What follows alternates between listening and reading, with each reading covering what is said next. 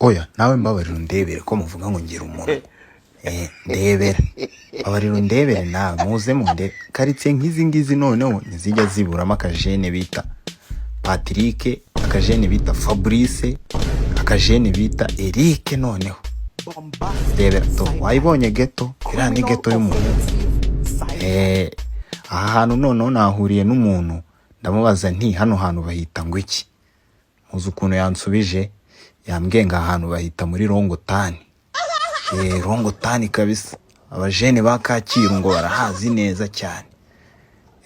Ahantu kabisa ubaye udafite akazi ukeneye kwiba uzi gushikuza neza eba original kabisa ahangaha wahagera. Ndebera izigiye ariko hari nashonje wahabonye kwa Eric. Utujene noneho duturuka muri izi karitsiye ngo turatereta papa. Iyo kaguhagurukiye uri umukobwa ebana uravuga uti uyu ni satani banyoherereje, ni daimoni nyabaki. Tugira amagambo aryoheye amatwi mwabana.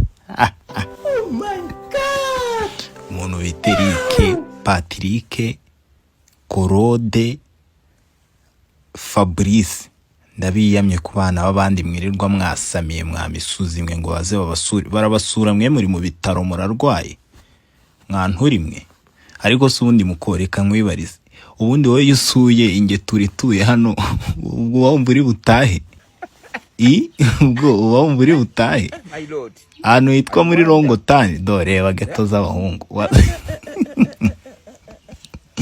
ariko Imana igira neza ikanihangana kweri.